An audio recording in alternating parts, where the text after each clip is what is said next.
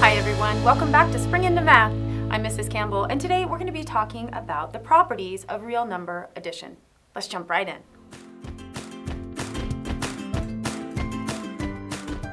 So there's several properties that I want to discuss with you when we're adding that can be especially helpful. The first one, and we've talked about this in the past, is the commutative property. Remember, commute means to move positions. The order in which you add two real numbers does not change the result.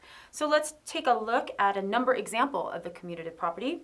So if I had 7 plus 20, that would give me 27. But if I switch the order of those two numbers, 20 plus 7, I would also have 27. And that's essentially what the commutative property tells me.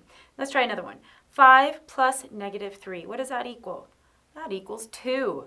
But also, if I switch the order and I put the negative 3 first, negative 3 plus 5, it also equals 2. And that is our commutative property.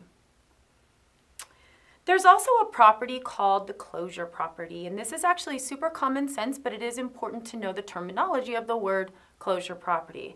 It essentially just says that the sum of any two rational numbers will result in a real number, and generally the sum is a unique number. So A plus B equals C. Here's some real number examples. 5 plus 9 equals 14. Negative 6 plus negative 2 equals negative 8. It's basically just saying when you add two numbers, you're typically going to get a real number that is unique as a result. Okay, and the associative property. The associative property tells us the order in which, and I'll highlight this for you, the order in which three or more real numbers are grouped for addition will not affect the sum. We've talked about this before. Think of the people who you associate or the people who you group yourselves around. Here I have the A plus B in parentheses, then C, and then I have A plus B plus C in the parentheses on the opposite side. Nonetheless, the sum is always going to be the same. Let's see how this shakes out. We have negative 4 plus 7 plus 5, and the negative 4 and the 7 are grouped. Then we have negative 4 plus 7 plus 5, and the 7 and the 5 are grouped. Solving this, negative 4 plus 7, doing that first and then adding 5 gives us 8.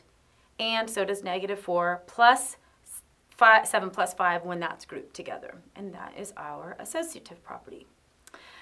The additive inverse property tells us if 0 is added to any real number, the answer will always be the real number. So essentially what this property is telling us that any number plus 0 will always stay the same, stay itself. A plus 0 equals A. If we're working with real numbers, this is going to look like this.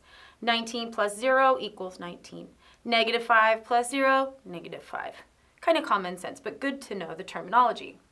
Now the additive inverse property tells us that the sum of any real number is, and its additive inverse is 0.